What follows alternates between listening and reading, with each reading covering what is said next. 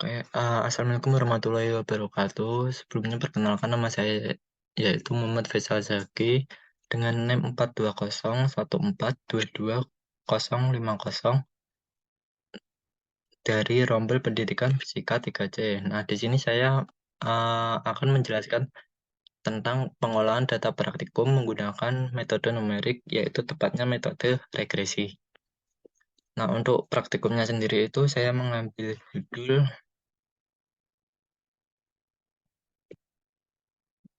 yaitu saya mengambil judul ayunan matematis. Nah, itu di bawahnya ada gambar sebuah bandul sederhana, atau bisa dibilang itu biasa kita sebut bandul ayunan sederhana. Maaf, bukan bandul, tapi ayunan sederhana. Nah, untuk itu sama dengan itu ayunan sederhana itu sama dengan ayunan matematis. Tidak ada bedanya ya, teman-teman. Nah, kemudian ada tujuan praktikum. Tujuan praktikumnya itu ada tiga. Yang pertama itu memahami asas ayunan matematis dan gerak harmonis sederhana.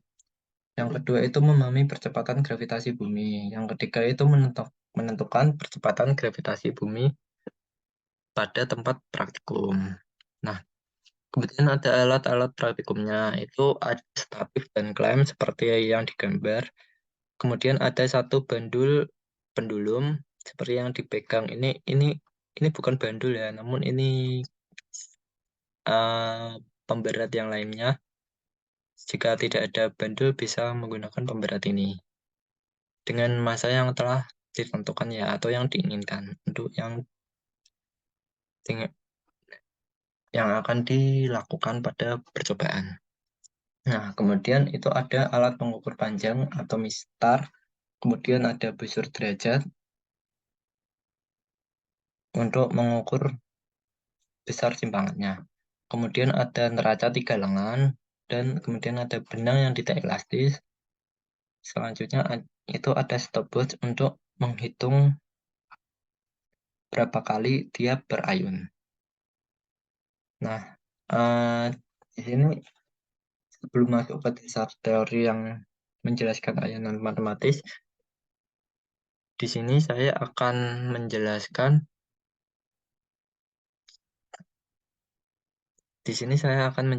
percepatan gravitasi bumi yang sangat berkaitan dengan ayunan matematis ini. Oke, mulai saja dari pengertiannya terlebih dahulu ya. Untuk percepatan gravitasi bumi adalah percepatan yang dialami oleh benda karena beratnya itu sendiri. Nah, berat benda itu adalah gaya tarik bumi pada benda tersebut. Gaya ini disebut dengan gaya gravitasi, yaitu gaya tarik-menarik antara dua buah massa atau lebih.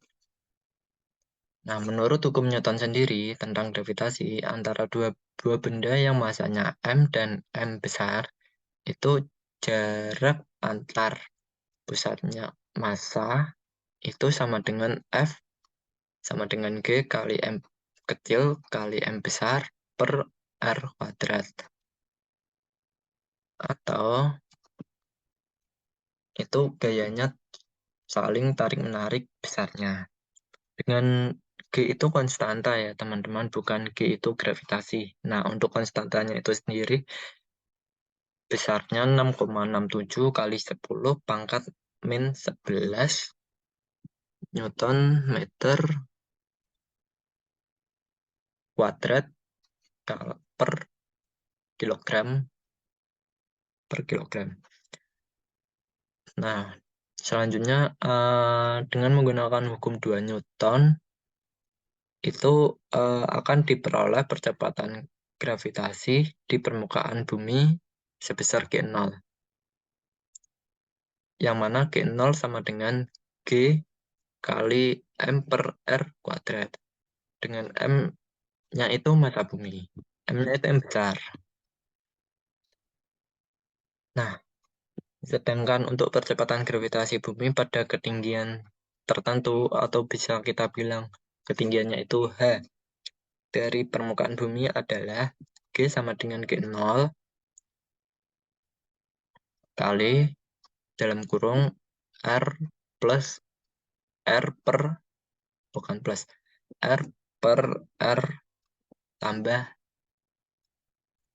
H dikuadratkan. Kurung tutup dikuadratkan. Nah, yang mana bisa kita sederhanakan menjadi G0 sama dengan R tambah H kali dipangkatkan min 2. Itu kenapa min 2? Karena itu yang R per H-nya itu jadi naik ke atas dan yang R-nya itu hilang ya teman-teman. Bukan, ya begitulah. Jika H itu kurang dari sama dengan R, maka persamaan tersebut bisa didapati dengan G sama dengan G0 kali 1 min 2 H per R. Ataupun ya seperti itu yang lebih sederhananya. Nah, itu penjelasan singkat mengenai percepatan gravitasi. Kemudian lanjut ke penjelasan tentang ayunan matematis. Nah, di sini ayunan matematis sendiri merupakan suatu partikel massa yang tergantung pada suatu titik tetap pada seutas tali, di mana massa tali dapat diabaikan dan tali tidak dapat bertambah panjang. Nah, di bawahnya itu ada sebuah gambar, yang mana itu gambar dari pergerakan bola pendulum atau bandul dengan sudut theta atau sudut simpangan tertentu. Yang mana itu dari bandul tersebut itu menghasilkan 3 buah gaya, yang mana dari gaya menuju gaya berdasarkan vektor sumbu X, vektor sumbu Y, dan gaya normalnya. Yang masing-masing itu ada MG sin theta, terus MG cos theta, kemudian M kali G. Nah, dari gambar tersebut, sebuah bandul itu digantung pada sebelah tali yang bermassa M. Nah, yang mana massa tali tersebut dapat diabaikan. Nah, apabila bandul itu disimpangkan dengan sudut theta, untuk sudut theta-nya itu tidak lebih dari 5, yang kemudian dilepaskan, maka benda bandul tersebut akan berlayar bolak-balik yang arahnya itu selalu menuju titik setimbangnya.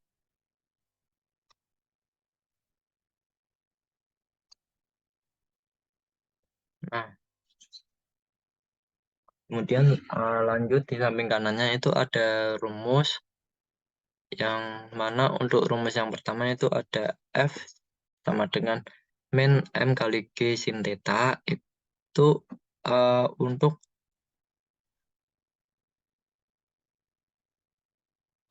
gerak benda yang seperti gambar tadi itu dengan tetanya kecil dan gesekan udaranya diabaikan, maka didapatkan rumus seperti ini, yang mana dari gambar tersebut kan sudut tetanya itu kecil, jadi geraknya itu gerak harmonis, yang mana memiliki gaya pemulih dengan persamaan rumus nomor 1 ini. Nah, kemudian pada persamaan rumus kedua ini, itu ialah gerak harmonis sederhana yang simpangannya dapat dinyatakan sebagai S sama dengan A sin omega T. Kemudian menurut hukum 3 Newton, gaya pemulih pada gerak harmonis sederhana tersebut ialah F sama dengan M kali A, dengan kemudian itu bisa ditulis D kuadrat S dt kuadrat, atau bisa ditulis juga dengan min minus M kali omega kuadrat kali S. Nah,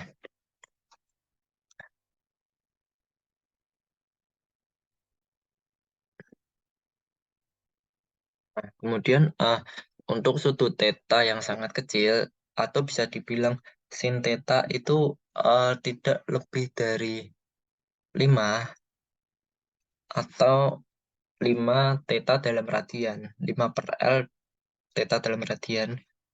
Nah, kemudian bisa kita substitusikan menuju ke persamaan 1. Dari persamaan 3 ke persamaan 1 itu didapatkan T sama dengan 2pi kali akar L per G. Itu persamaan keempat. Nah, kemudian bisa disederhanakan lagi menjadi G sama dengan 4pi kuadrat kali L per T kuadrat. Kemudian didapatkan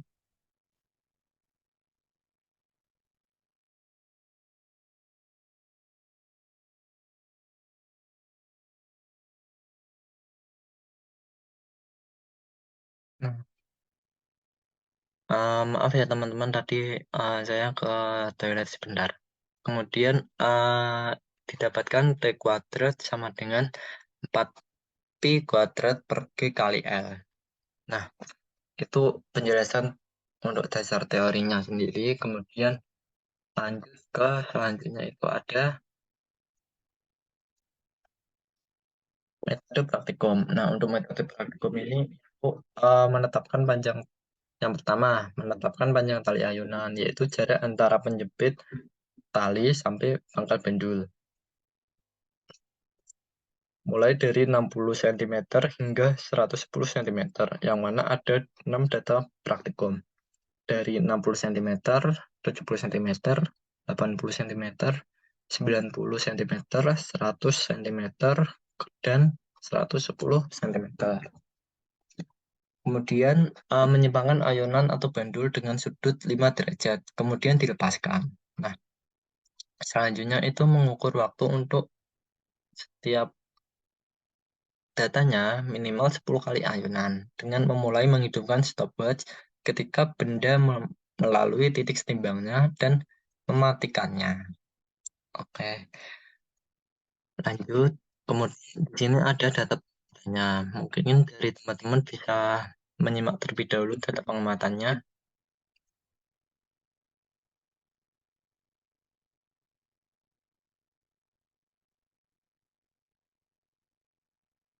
Hmm.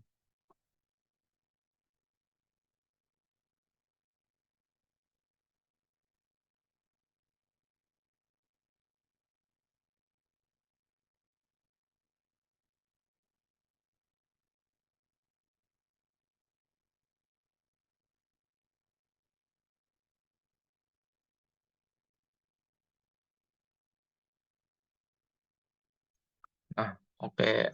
Setelah teman-teman menyimak data pengamatannya, kemudian di sini saya tidak perlu menjelaskan panjang lebar. Nah, di sini saya akan membahas tentang periode kuadratnya, yang mana itu didapatkan setelah teman-teman menjumlahkannya merata-rata dan dibagi per 10. Nah, kemudian didapatkan T periodenya dan dikuadratkan didapatkan setelah sekian, dan sekian ini. Nah, kemudian lanjut ke analisis datanya. Nah, di sini analisis data menggunakan metode regresi. Nah, untuk metode regresi sendiri akan saya jelaskan nanti ya teman-teman pada bagian pembahasan. Nah, di sini tuh sama seperti praktikum ayunan matematis pada fisika dasar, yang mana itu mencari nilai G. Nah, untuk mencari nilai G berarti kan itu harus mencari nilai periodenya terlebih dahulu. Nah, untuk menentukan periodenya terlebih dahulu kan tadi sudah ya teman-teman, ini untuk rumusnya. Seperti yang saya bilang tadi, untuk rumus periode kuadratnya itu yaitu waktu dibagi waktu selama dia berayun dibagi jumlah ayunannya. Nah, dari sini dari T1 kuadrat sampai T6 kuadrat, teman-teman bisa menyimak terlebih dahulu.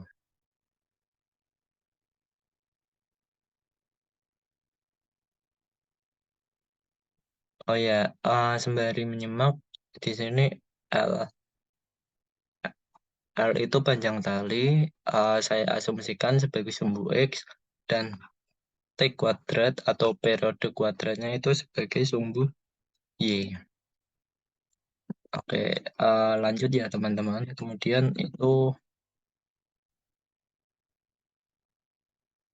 nah, nah ini selanjutnya itu masih dengan analisis datanya. Nah, di sini menggunakan metode regresi. Nah, di sini saya menggunakan Excel sebagai pembantunya. Nah, seperti yang saya bilang tadi, sebagai sumbu X-nya itu L, dan sumbu Y-nya itu D kuadrat.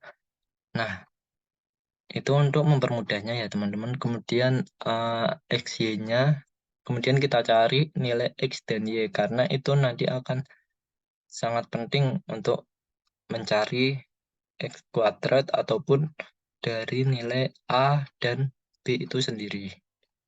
Yang mana nilai A-nya di sini udah diketahui 3,8743,14 yang mana sangat hampir mirip dengan nilai Y sama dengan 3,8743 X.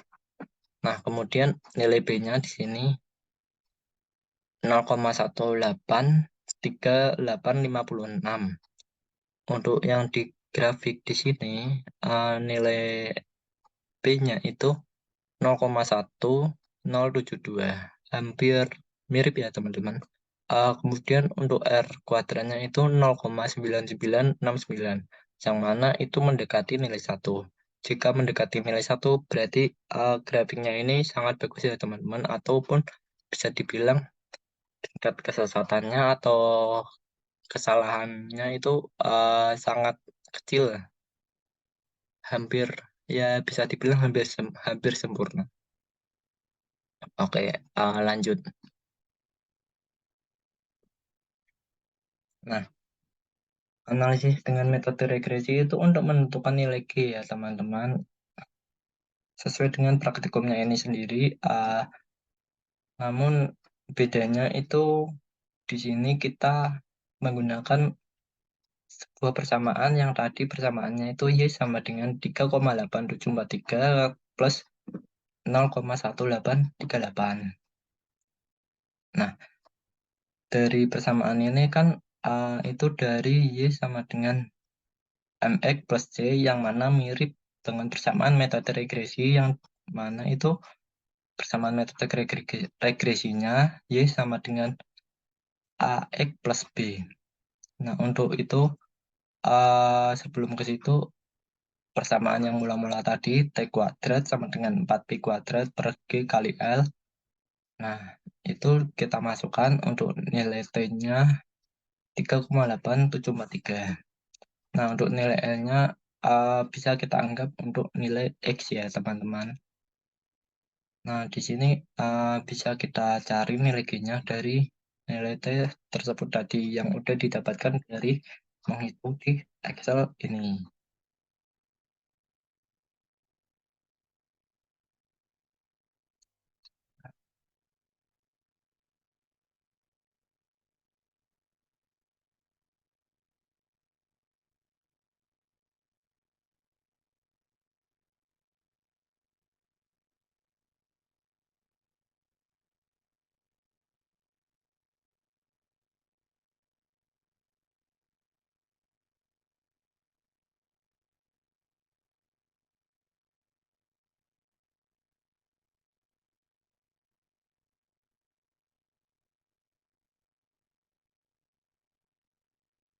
Oke.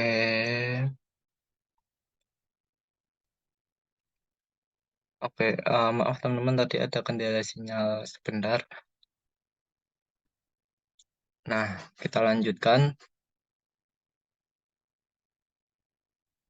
Nah, kita lanjutkan,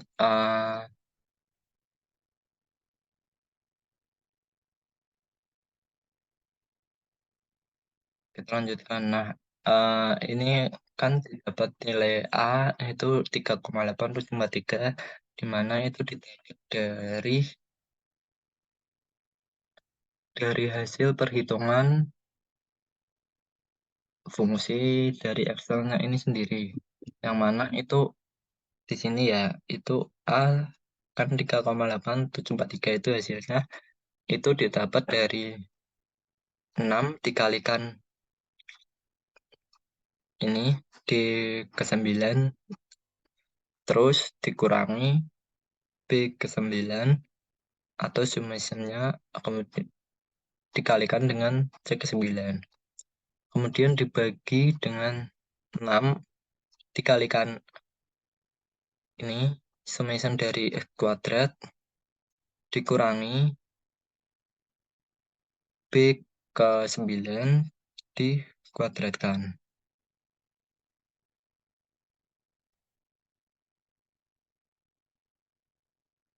Oke, kemudian untuk nilai B-nya itu kurang lebih hampir sama, yang mana saya tidak akan menjelaskan di sini. Oke, nah setelah mencari nilai G-nya, kita bisa mencari nilai kesesatannya. Nah, di sini kita dapatkan nilai kesesatannya yaitu 3,97776%, yang mana itu kesesatannya itu sangat kecil ya teman-teman, tidak ada 5%. Nah, seperti yang saya bilang tadi, jika di grafiknya ini nilai R-nya itu mendekati angka 1, maka kesesatannya itu sangat kecil, atau bisa dibilang grafiknya ini hampir sempurna. Untuk kecepatannya sendiri itu 96,02224%. Nah, setelah dianalisis data, kemudian kita akan lanjut ke pembahasan, yang mana tadi saya akan menjelaskan tentang apa itu metode regresi. Nah, metode regresi ini itu sebuah perangkat atau kelengkapan ilmu statistik yang digunakan untuk mengetahui korelasi atau pengaruh parametrik antara satu atau beberapa variabel terhadap satu buah variabel yang membentuk suatu korelasi dalam sebuah persamaan aljabar. Nah, metode regresi ini adalah teknik pencocokan kurva untuk data yang ketelitiannya rendah. Seperti yang saya bilang tadi, metode regresi ini minus di ketelitian. Nah, contoh data yang berketelitian rendah itu ada data hasil pengamatan, percobaan di laboratorium, ataupun data statistik. Nah, data-data tersebut biasa kita bilang dengan data hasil pengukuran. Nah, kemudian di samping kanannya itu ada analisis regresi linear sederhana hanya memiliki satu variabel peubah yang dihubungkan dengan satu variabel yang tidak bebas. Nah, bentuk umumnya itu untuk populasi regresi linear persamaannya itu sendiri ialah Y sama dengan Fx plus Ax plus B, yang mana hampir yang mana bisa kita bilang itu mirip dengan persamaan yang tadi. Kemudian untuk persamaan sebaran, S sama dengan deviasi standar atau kadang disebut sebagai distribusi yang menyatakan ralat atau sesatan terdistribusi dari persamaan linear tersebut. Nah, itu persamaannya itu dapat dinyatakan sebagai S sama dengan sigma dalam kurung Y min AX min B dikuadratkan. Nah, oke, mungkin Cukup itu dulu pembahasannya dan dari semuanya, kemudian kita lanjut ke kesimpulan. Untuk kesimpulannya itu didapatkan berarti masa bandulnya itu tidak mempengaruhi besarnya nilai kuadrat periode ayunan. Kemudian panjang tali juga mempengaruhi. Nah, untuk yang tadi kan masa bantul tidak mempengaruhi. Nah, untuk yang sekarang berarti masa talinya mempengaruhi besarnya nilai kuadrat ayunan. Itu didapat karena dari persamaan rumus yang tadi. Persamaan rumus yang mana ya? Nah, persamaan rumus yang ini. T sama dengan 2B akar L per G atau T kuadrat sama dengan P 4P kuadrat kali L per G, yang mana P itu sebanding dengan L. Jika L-nya itu semakin naik, maka T-nya juga akan semakin naik atau semakin tinggi. Nah, jika L-nya semakin kecil, maka T-nya juga akan ikut semakin kecil. Seperti itu. Lanjut ke kesimpulan yang terakhir, itu ada metode regresi ini digunakan pada analisis pengolahan data praktikum, yang mana harus menggunakan ralat grafik. Jadi mempermudah untuk tingkat ketelitian. Jadi untuk mempermudah. Namun untuk ketelitiannya itu rendah. Nah, untuk mencari ketepatannya itu sangat gampang atau sangat mudah dengan menggunakan metode ini. Namun untuk mencari tingkat ketelitiannya itu tidak dapat dicari menggunakan metode regresi ini, namun bisa dicari dengan metode lain, contohnya metode interpolasi ataupun ya yang lainnya. Oke, mungkin cukup sekian presentasi dari saya. Jika ada salah kata, mohon dimaafkan. Wabillahi taufiq wal hidayah. Wassalamualaikum warahmatullahi wabarakatuh. Sampai jumpa di lain waktu ya teman-teman. See you.